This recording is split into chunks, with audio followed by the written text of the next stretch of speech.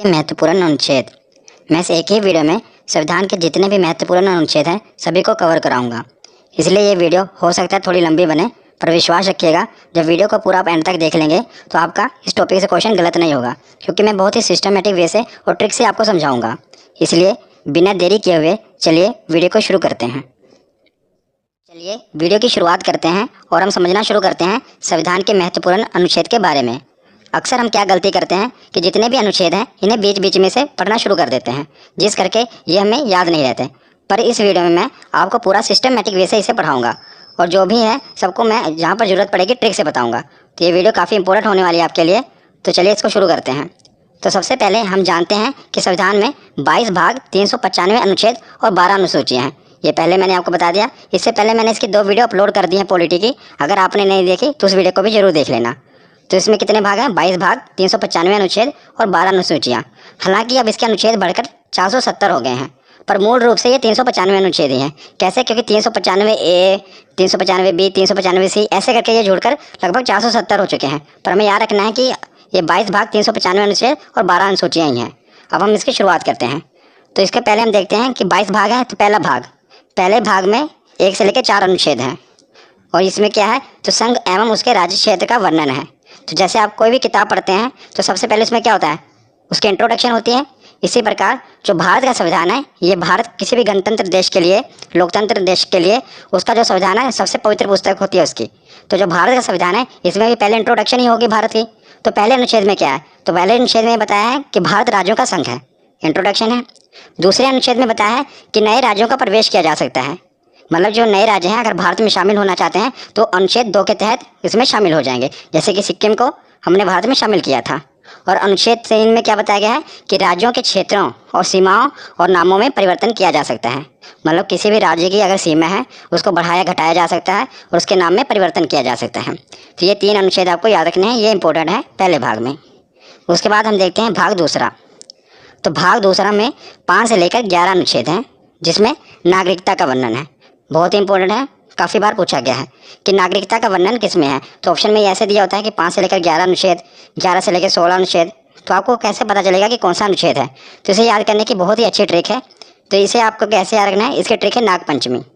नागपंचमी से आप याद रख सकते हैं कि 5 से लेकर 11 अनुच्छेद तक नागरिकता का वर्णन है। कैसे?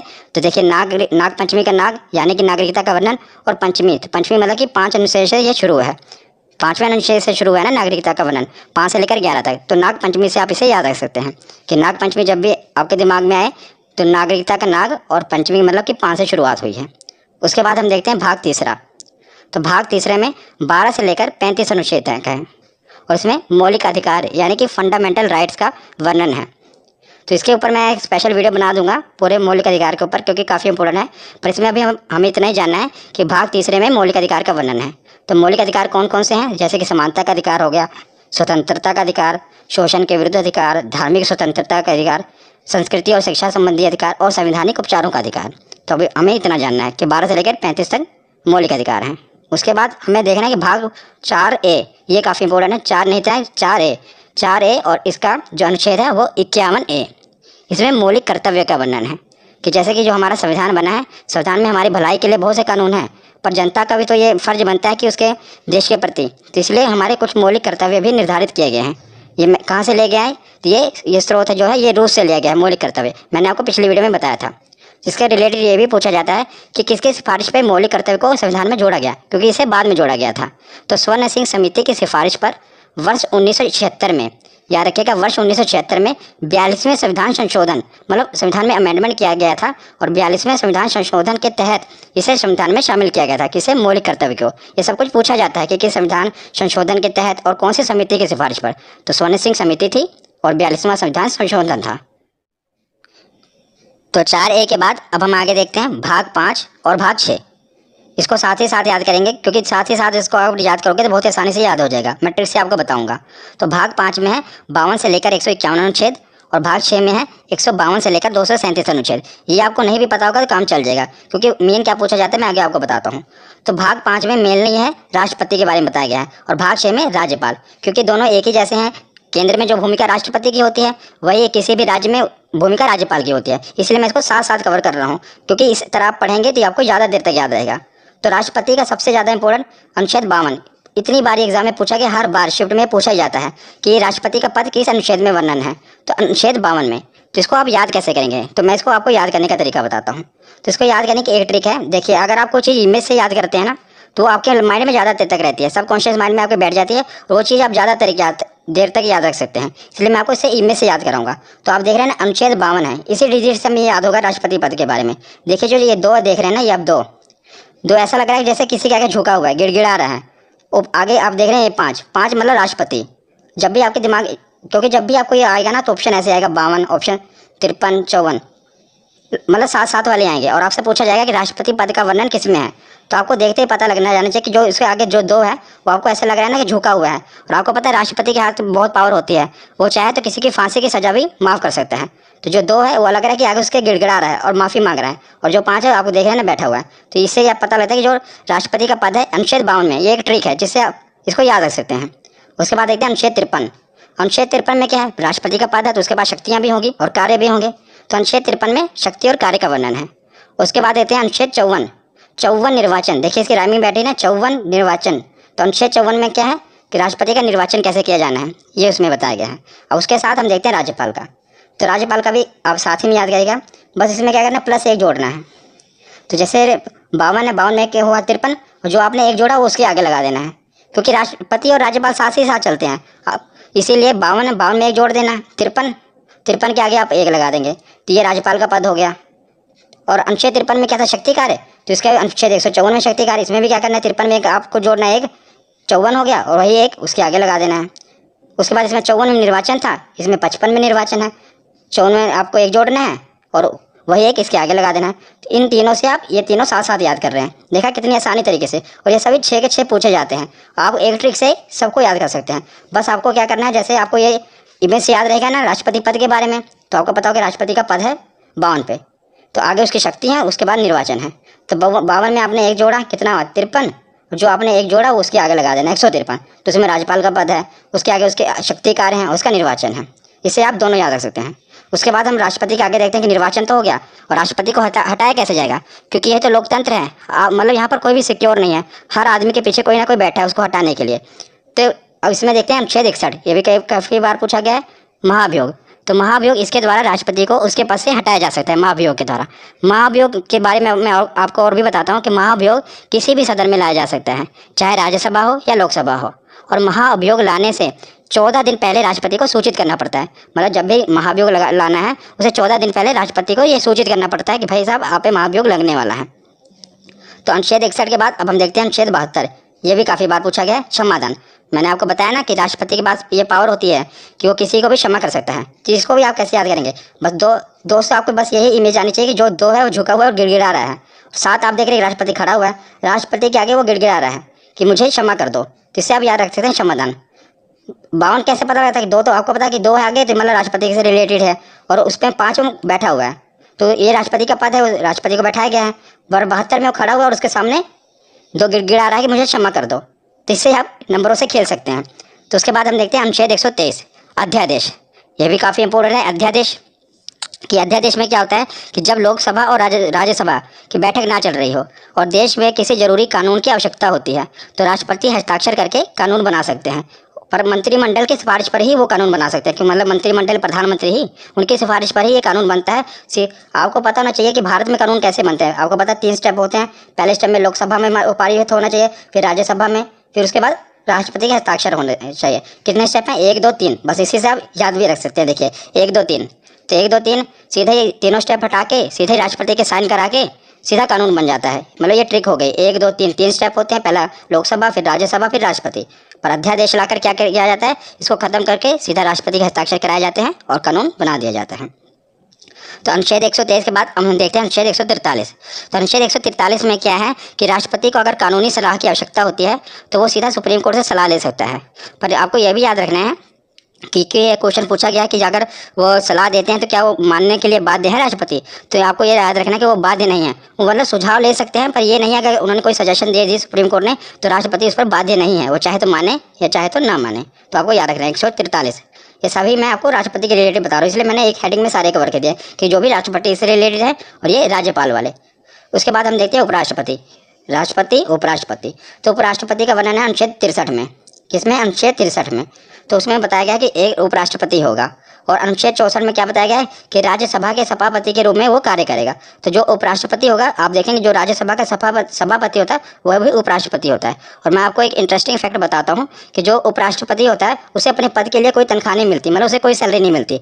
पर जो राज्यसभा में वो सभापति के रूप में कार्य करता है उसके लिए उनको वेतन मिलता है।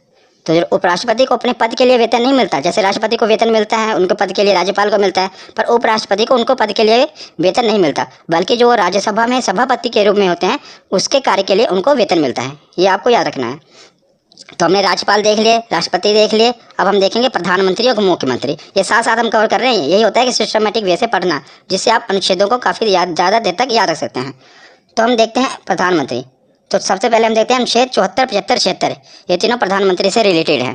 तो इसे आप याद कैसे रखते हैं? पहले तो आपको पता होना चाहिए कि जो प्रधानमंत्री होते हैं, अनुच्छेद 74 में जो मंत्रिमंडल होता है ये राष्ट्रपति की सहायता के लिए बनाया होता है। मतलब राष्ट्रपति की सहायता के लिए मंत्रिमंडल का गठन किया जाता है, पर जो इसके हेड होते हैं वो प्रधानमंत्री होते हैं। जैसा कि आपको पता है कि भारत में जो राष्ट्रपति हैं वो तो नाम मात्र मुखिया हैं।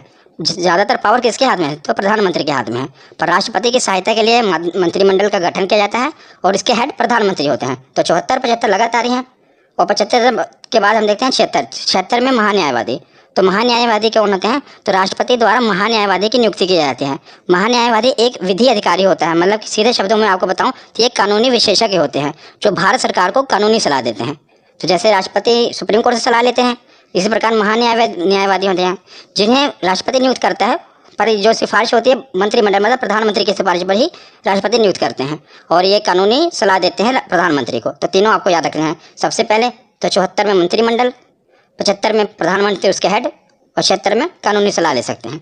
उसी प्रकार जैसे प्रधानमंत्री है केंद्र के लिए, तो राज्य के लिए कौन होता है? मुख्यमंत्री, उसका मुखिया होता है। तो अनुच्छेद 163 में मंत्रिमंडल, सेम टू सेम। इसको याद करने की ट्रिक भी एक ही है। देखिए कैसे, जैसे मैंने आपको वहाँ पर राष्ट्रपति राज्यपाल में क्या बताया था कि एक जोड़ना है, यहाँ पर एक एक घटाना है। जैसे 74 है, क्योंकि जो अगर आपको देखा जाए प्रधानमंत्री की पोस्ट बड़ी है, मुख्यमंत्री एक स्टेप उससे नीचे ही है।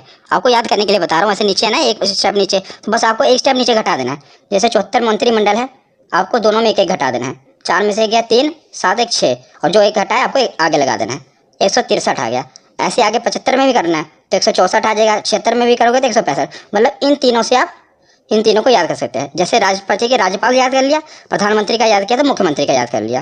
तो तीनों साथ साथ ही हैं। मंत्रिमंडल इसमें 74 में है, अनुच्छेद 173 में 163 में मंत्रिमंडल है, इसमें 75 में प्रधानमंत्री हैं, तो 164 में मुख्यमंत्री हैं, और 76 में महान्यायवादी हैं, तो 165 में महाधिवक्ता। मुख्यमंत्री के लिए महाधिवक्ता होता है। जो काम मतलब कि महान्यायवादी प्रधानमंत्री के लिए करता है, वही काम महाधिवक्ता मुख्यमंत्री के लिए करता है। और जो महाधिवक्ता इनकी नियुक्ति कौन करेगा? तो जैसे वहाँ पर राष्ट्रपति करते हैं तो यहाँ पर राज्यपाल करेंगे। तो एक ही ट्रिक से आप इन 6 को याद कर सकते हैं। तो प्रधानमंत्री और मुख्यमंत्री तो हमने देख लिए।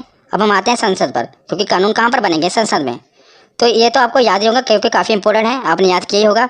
संसद का जो वर्णन है अनुच्छेद 79 में है, 79।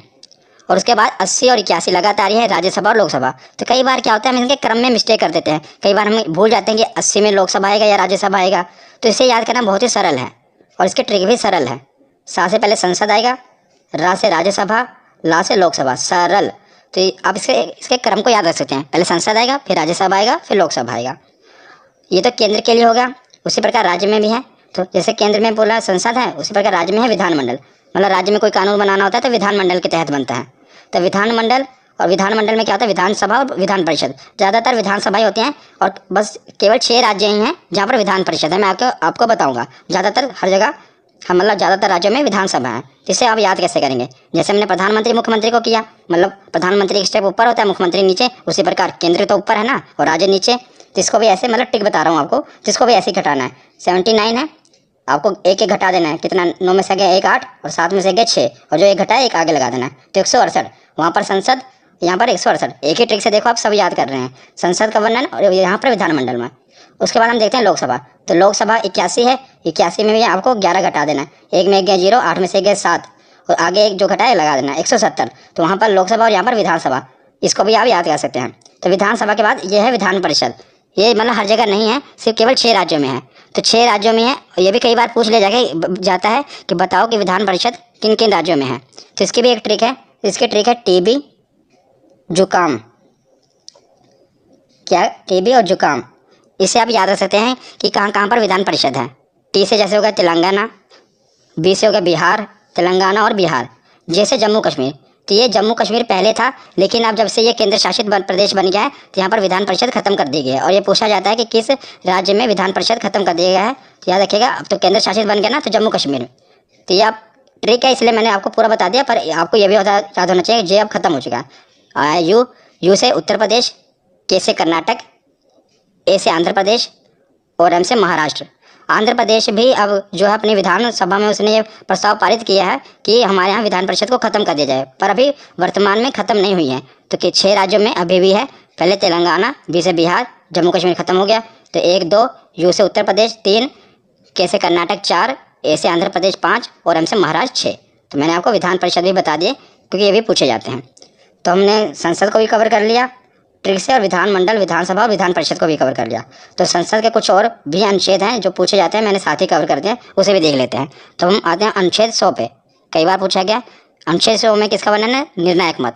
निर्णायक मत क्या होता है कि मतलब कि अगर यदि लोकसभा में किसी मुद्दे पर वोटिंग हो रही है और जो वोटिंग है वो बराबर हो जाए, यानी कि निर्णय ना हो पा रहा हो, तो उस समय क्या होता है कि अध्यक्ष महोदय अपना निर्णायक मत देंगे। तो अध्यक्ष महोदय जिस पे अपना मत दे देंगे उसे ही पारित कर लिया जाएगा। मान लीजिए कि वहाँ के पक्ष में अपनी वोट दे रहे हैं तो कानून को पारित कर दिया जाएगा, ना के पक्ष में अपनी वोट दे रहे हैं तो कानून को पारित नहीं किया जाएगा।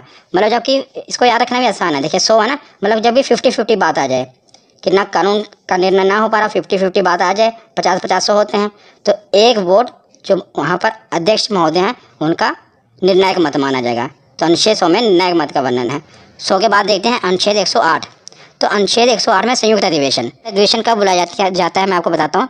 मान लीजिए लोकसभा में कोई चीज़ में बिल पर बहस चल रही है और कोई निर्णय नहीं लिया जा पा रहा है, तो क्या किया जाता है कि लोकसभा में बिल अटका पड़ा है और राज्यसभा में भी अभी पहुँचा नहीं, तो लोकसभा और राज्यसभा के दोनों की संयुक्त अधिवेशन बुलाया जाता है। ये राष्ट्रपति बुलाते हैं जब वो बहुत ही मतलब जरूरी हो कानून बनाना, तो लोकसभा और राज्यसभा दोनों को बुलाया जाता है, इसलिए संयुक्त अधिवेशन किस में है? 108 में। उसके बाद देखते हैं अनुच्छेद 110 और अनुच्छेद 117 दोनों आपको याद रखना है। 110 में धन अधिवेशन और 117 में वित्त विधेयक। इसको धन विधेयक भी कहते हैं, धन विधेयक और वित्त विधेयक। ये काफ़ी कन्फ्यूजिंग है, धन विधेयक और वित्त विधेयक कई बार पूछे गए हैं। मतलब इसका पूछा क्या जाता है, इसकी डेफिनेशन पूछी जाती है, इसमें होता क्या है ये भी पूछा जाता है कि 10 में क्या है। पहले तो आप याद रखेंगे 10 और धन, 10 और धन। 110 में धन अधिवेशन और 117 में विधेयक, धन विधेयक और वित्त विधेयक। तो धन विधेयक क्या होता है, सरल भाषा में आपको बताता हूँ कि सरकार की धन लाने की प्रक्रिया को धन विधेयक कहते हैं। मतलब सरकार के धन जुटाने की प्रक्रिया को धन विधेयक कहते हैं और जुटाए हुए धन को विकास पर खर्च करने की प्रक्रिया को वित्त विधेयक कहते हैं। ये सरल शब्दों में है। और अब मैं अगर थोड़ा और इसको डिफाइन करूँ तो जैसे आपको पता है विधेयक 2 प्रकार के होते हैं, धन विधेयक और वित्त विधेयक। धन विधेयक सबसे पहले लोकसभा में प्रस्तुत किया जाता है, ये आपको याद रखना है कि सबसे पहले से कहाँ प्रस्तुत किया जाता है, लोकसभा में प्रस्तुत किया जाता है। और धन विधेयक होता क्या है, जब सरकार को टैक्स से रिलेटेड कोई बिल लाना है, मतलब टैक्स घटाना है, बढ़ाना है, तो उसे धन विधेयक कहेंगे। और सरकार को बोरोइंग यानी कि कर्ज लेना है, तो जो बिल होगा, जो कर्ज लेने के लिए जो बिल पेश किया जाएगा उसे धन विधेयक कहेंगे। मतलब धन जुटाना ही है ना, बोरोइंग करना, कर्ज लेना है। और जो उस कर्ज लिए हुए धन को, मतलब जो भी सरकार ने धन जुटाया है उसको खर्चा करना है, पुल बनाना है, सड़कें बनानी है, तो वो वित्त विधेयक में होगा। तो याद रखिएगा धन विधेयक और वित्त विधेयक ये दोनों साथ साथ हैं। 110 में धन विधेयक है और 117 में वित्त विधेयक है। उसके बाद हम देखते हैं 112 बजट। 12 देखिए इसको राइमिंग से आप याद सकते हैं, 12 बजट, 12 बजट 2 बार बोलेंगे, याद रखें। अनुच्छेद 112 बजट। ये भी आपको बजट पता ही होगा कि एक साल का पूरा मतलब जो लेखा जोखा होता है सरकार की, यहाँ पर खर्च करेगी, कहाँ से इनकम आएगी, सब बजट में पेश किया जाता है। मतलब उसमें और 112 के बाद है अनुच्छेद 116। तो जब सरकार बजट पेश करती है तो कई कुछ खर्चे उसमें रह जाते हैं, जो कुछ खर्चों का वर्णन है फिर सरकार बाद में क्या कहते हैं, ये तो नहीं करेगी, बाद में 1 साल के बाद फिर बजट आएगा तब पेश करेगी। बीच में बजट से नहीं होता, उसके बीच में अलग से बिल के रूप में लाकर संक्षेप में एक बिल पास करा लिया जाता है, जिसे लेखानुदान कहते हैं। तो इस पहले बजट पेश होगा, बजट में अगर मतलब कुछ रह गया, कुछ खर्चे का वर्णन नहीं है, तो लेखानुदान में अनुच्छेद 116। तो आपको ये याद रखना है। उसके बाद हम देखते हैं, अब हमने प्रधानमंत्री, मुख्यमंत्री, राज्यपाल, उपराज्यपाल सब कवर कर लिए। अब हम आते हैं सुप्रीम कोर्ट, हाई कोर्ट पर। संसद भी हो गया कवर। इस प्रकार आपको पढ़ते जाना क्रम वाइज, इससे आपको याद रहेंगे। अब सुप्रीम कोर्ट और हाई कोर्ट को देखते हैं। तो 124 में सुप्रीम कोर्ट का गठन होगा और 131 में सुप्रीम कोर्ट के अधिकार हैं। तो 124 में क्या है, सुप्रीम कोर्ट का गठन होगा भारत में, और 131 में सुप्रीम कोर्ट के अधिकार हैं, और 148 में CAG की नियुक्ति। तीनों आपको याद रखने हैं, तीनों सुप्रीम कोर्ट से रिलेटेड मैंने पहले उठाए हैं। 124, 131 और 148। पहले सुप्रीम कोर्ट का गठन होगा, 131 में बताया कि सुप्रीम कोर्ट की क्या पावर है, कहाँ कहाँ उसका अधिकार क्षेत्र है। और 148 में है कि क्या की नियुक्ति। तो क्या क्या होता है, क्या की फुल फॉर्म है कंट्रोलर एंड ऑडिटर जनरल, और इसकी नियुक्ति भी राष्ट्रपति द्वारा ही की जाती है। इनका काम क्या है कि सरकार द्वारा जो भी खर्चा किया गया, व्यय किया गया है, उसका लेखा जोखा करना है कि सरकार ने जो खर्चा किया, जो घोटाले वगैरह होते हैं कहाँ से पता चलते हैं, वो कैग की रिपोर्ट से ही पता करते चलता है। जैसे 2G घोटाला हुआ, जो भी घोटाले, स्पेक्ट्रम घोटाला हुआ, ये कैग ही रिपोर्ट अपनी पेश करती है, उसी द्वारा ये सब उजागर होता है कि कहाँ पर कितना घोटाला हुआ। तो और इस समय अगर मैं आपसे पूछूं कि क्या कौन है हमारे कंट्रोलर और ऑडिटर जनरल कौन है, तो गिरीश चंद्र मुर्मू जी हैं। क्या ये भी याद रखना। उसके बाद हम देखते हैं, हमने सुप्रीम कोर्ट देख लिया, 1, 2, 4 और 2, 1, 4 हाई कोर्ट है, 1, 2, 4 सुप्रीम कोर्ट है, और 2, 1, 4 ऐसे आप पढ़ेंगे तो याद रहेगा। 2-3 बार वीडियो को देख लेना, आपको पूरा कभी भूलेगा नहीं। तो अनुच्छेद 2, 1, 4 क्या है कि इसमें बताया गया कि राज्य में एक हाई कोर्ट जरूर होगा, और अनुच्छेद 2, 1, 6 में बताया गया है कि हाई कोर्ट का गठन करना है। पहले बताया कि राज्यों के लिए हाई कोर्ट होगा, और इसमें 216 में क्या है कि हाई कोर्ट का गठन करना है, कैसे होगा वो बताया गया है। तो हमने सुप्रीम कोर्ट और हाई कोर्ट देख लिया। अब हम देखते हैं, एक मैंने हेड बनाया केंद्र राज्य संबंध। इसमें जितने भी अनुच्छेद हैं ये काफ़ी इंपॉर्टेंट है, ये अलग से पूछे जाते हैं। आपको पहले 2-2 करके याद रखना है, 249, 250। तो 249 में क्या है कि राज्य सूची विषय पर कानून बनाने की शक्ति। तो राज्य सूची विषय क्या होता है, मैं आपको बताता हूँ कि राज्य सूची मतलब है कि वह विषय जिस पर राज्य कानून बनाता है। राज्य सूची विषय, कुछ विषय होते हैं ना जिस पर सिर्फ राज्य कानून बना सकता है, कुछ पर सिर्फ केंद्र कानून बना सकता है। पर जो राज्य सूची विषय है इसमें सिर्फ राज्य कानून बनाता है, पर और मतलब कि विधानमंडल में कानून बनता है, वहाँ यहाँ केंद्र द्वारा बनाया गया तो संसद में बनता है, और मुख्य मतलब राज्य का विधानमंडल में बनता है। पर कुछ विषय हैं जिस पर संसद भी कानून बना सकती है, उसे अनुच्छेद 249 में रखा गया है कि जो कुछ विषय हैं जिस पर क्या है केंद्र भी कानून बना सकते हैं।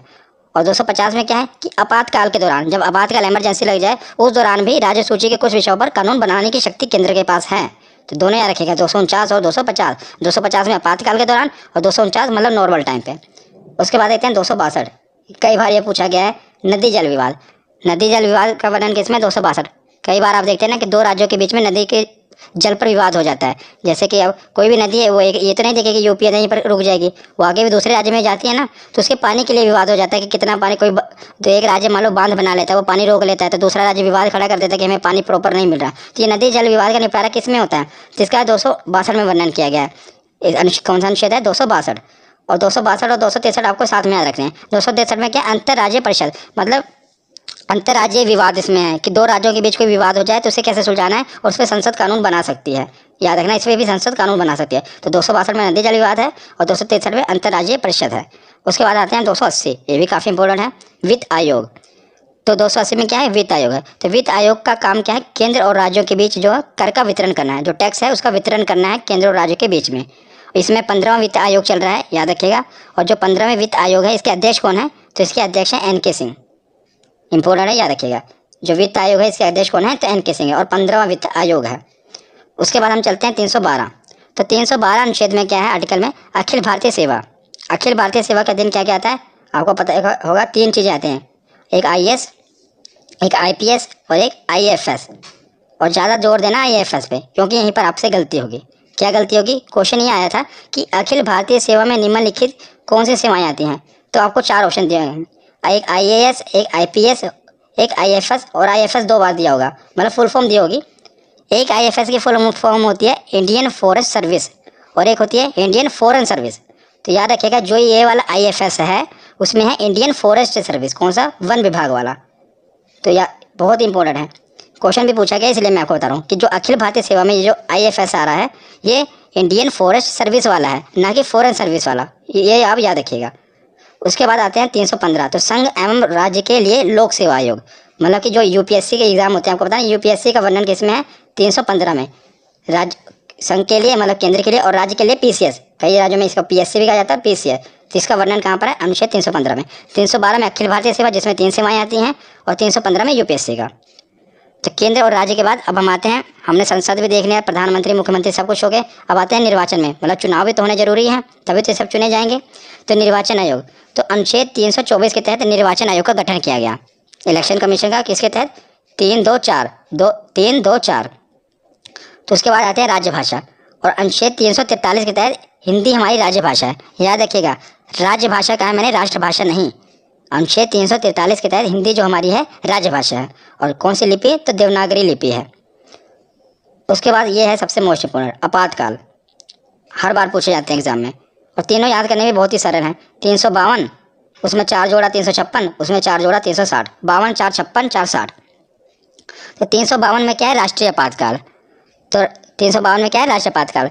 जब देश में राष्ट्रीय आपातकाल कब लगता है, जब देश में दूसरे देश से युद्ध हो जाए और या कोई आंतरिक विद्रोह हो जाए पूरे अपने भारत में, देश में आंतरिक विद्रोह बड़े पैमाने पर हो जाए, तब राष्ट्रीय आपातकाल लगा दिया जाता है। गांधी के समय भी लगा था, इमरजेंसी लगी थी ना। तो जब देश में दूसरे देश से या तो युद्ध हो रहा हो, जैसे चाइना के साथ युद्ध हो, उस समय इमरजेंसी लगी थी, या पूरा आंतरिक विद्रोह हो गया हो बड़े पैमाने पर, तब राष्ट्रीय आपातकाल लगता है। और 352 के बाद 356, 356 में क्या है, राष्ट्रपति शासन। जब किसी राज्य की मतलब संसदीय व्यवस्था पूरी तरह खत्म हो जाए तो वहाँ पर राष्ट्रपति शासन लग जाता है। और किसी राज्य की सरकार भी गिर जाए और जब तक चुनाव ना, तब भी आपको पता है राष्ट्रपति शासन लगा दिया जाता है। तो 52 में राष्ट्रपति आपातकाल, राष्ट्रीय आपातकाल पूरे भारत में, और 56 में राष्ट्रपति शासन। और 56 के बाद आता है 360, वित्तीय आपातकाल। तो वित्तीय आपातकाल क्या है, जब देश की इकोनॉमिकल कंडीशन, आर्थिक जो व्यवस्था है बहुत ख़राब हो जाए, तब वित्तीय आपातकाल लग जाता है। पर याद रखिएगा, अभी तक भारत में एक बार भी वित्तीय आपातकाल नहीं लगा है। तो आपसे एक क्वेश्चन पूछा जा सकता है कि बताइए कि निम्नलिखित में से कौन सा आपातकाल अभी तक नहीं लगा है। तो याद रखिएगा 360 में जो है वित्तीय आपातकाल भारत में अभी तक नहीं लगा है। राष्ट्रपति शासन तो बहुत बार लग चुका है और राष्ट्रीय आपातकाल भी लग चुका है, लेकिन अभी तक वित्तीय आपातकाल नहीं लगा है। उसके बाद हम देखते हैं कि संविधान तो बन गया, लेकिन संविधान में संशोधन भी होना जरूरी है कि नहीं। अगर मान लो कोई बदलाव करना है, वो भी तो जरूरी है। और मैंने पिछली वीडियो में जो संविधान के स्रोत हैं, मतलब कहाँ से संविधान लिया गया है, पूरा स्पेशल आपको ये बताया कि जो संविधान का संशोधन है कहाँ से लिया गया था, आपको याद होगा था अगर आपने पिछली वीडियो देखी होगी तो साउथ अफ्रीका से लिया गया था कि संविधान में संशोधन किया जाना है। तो आपने अगर वो वीडियो नहीं देखी तो देख लेना। तो अनुच्छेद 368 में है कि संविधान में संशोधन किया जा सकता है। इसका वर्णन किस में है, अनुच्छेद 368, 326 628 368 में। अब कुछ लास्ट बच्चे हैं, अन्य महत्वपूर्ण है, इससे भी हम पढ़ लेते हैं क्योंकि बाकी सब हेड के अंदर थे। मैंने राष्ट्रपति के अंदर कुछ था, कुछ मुख्यमंत्री के, ये कुछ बचे हुए थे और ये पूछे गए, इसलिए मैंने इसे अलग से कवर कर लिया। बस लास्ट ही है। तो अनुच्छेद 17 में है अस्पृश्यता का अंत, मतलब कि छुआछूत का अंत। ये किसमें है, अनुच्छेद 17 में, आर्टिकल 17। उसके बाद आता है अनुच्छेद 29। तो 29 में क्या है, अल्पसंख्यक हितों का संरक्षण। काफ़ी बार पूछा गया है कि प्रोटेक्शन ऑफ माइनॉरिटी, अल्पसंख्यक हितों का संरक्षण किसमें है, तो अनुच्छेद 29 में है। तो इसे आप कैसे याद रख सकते हैं, बस उन्हीं नंबरों से खेलिए। 29 धोगी में तो मैंने आपके दिमाग में फिट कर दी, क्या है कि आदमी गिड़गिड़ा रहा है, झुका हुआ है। देखिए, जब तक अल्पसंख्यक थे पहले उनके लिए कोई कानून नहीं था, बेचारे झुके हुए थे। तो जैसे उनके लिए कानून आया वो खड़े हो गए। नो क्या बता रहा है आपको कि वो पूरा एकदम सीना तान के खड़ा है, पहले गिड़गिड़ा रहे थे। तो ये इससे मतलब अनुच्छेद जो 29 है अल्पसंख्यक के हितों का संरक्षण करने के लिए है। नंबर से आप खेलिए, इससे आपको याद रहेगा। 29 के बाद देखते हैं अनुच्छेद 40। 40 में क्या है कि पंचायत राज प्रणाली, इसका वर्णन अनुच्छेद 40 में है। अब लास्ट में देखते हैं अनुच्छेद 32, मोस्ट इम्पोर्टेंट है। क्यों इम्पोर्टेंट है मैं आपको बताता हूँ। अनुच्छेद 32 क्या, पहले ये जान लेते हैं। तो संवैधानिक उपचारों का अधिकार, और इसे heart and soul of Indian constitution भी कहा जाता है। Heart and soul of Indian constitution इसे क्यों कहा जाता है, तो अनुच्छेद 32 में ये कहा गया है अगर किसी भी आदमी का, चाहे आम आदमी हो, और उसके अगर फंडामेंटल राइट्स यानी कि मौलिक अधिकारों का हनन हो रहा हो, तो सीधा इसके लिए वो केस सुप्रीम कोर्ट में फाइल कर सकता है। जिसके खिलाफ मतलब केस में कहाँ डायरेक्ट सुप्रीम कोर्ट में जा सकता है अगर उसके मौलिक अधिकारों का हनन हो रहा। इसलिए इसे heart and soul of Indian constitution कहा गया है, किसे, आर्टिकल 32। तो ये वीडियो आज यहीं पर ख़त्म होती है। कैसी लगी आपको ये वीडियो, कमेंट सेक्शन में ज़रूर बताना। धन्यवाद।